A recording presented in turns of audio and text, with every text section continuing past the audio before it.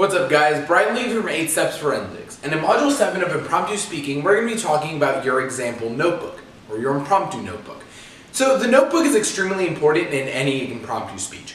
Basically, you choose where you want to write your examples down, and then just try to jot down as many examples or narratives as you can.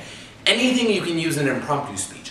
Now again, an example can range from a personal narrative in impromptu, only sometimes, to another narrative, or even a scientific innovation. Anything that ties into your quotation, you can use as an example. And so where would you get these examples to put in your notebook? Some of the best places are just general current events. Take what's happening in today's world, new innovations, any political news. You can use this in your impromptu speech if you know how to do it right. Now, disclaimer, when using current events like politics, it can get a little boring and impromptu in differentiating it from events like extemp. You want to have a little space for humor. So using current events does work, but basing your entire speech around current events could get a little boring.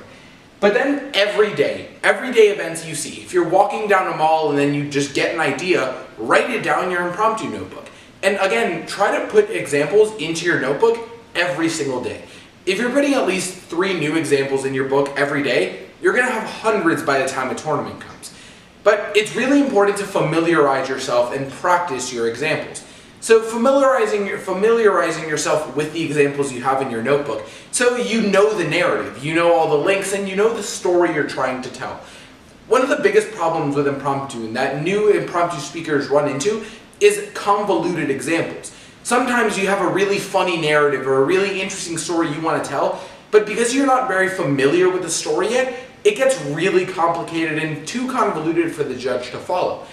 Now, while it's important for you to have 10 examples going into a round that you can use, don't reuse the examples.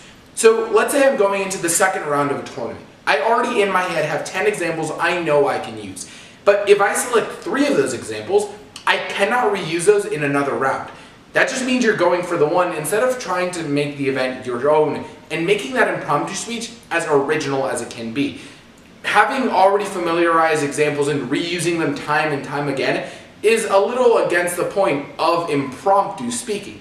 So remember, when you already use an example, go to your notebook and check it off. Remember that you can't really reuse the examples, and the more fresh examples you have, the better your future impromptu speeches will become. And that way you also become better along the way. So keep out checking the last modules to learn how to do impromptu speaking.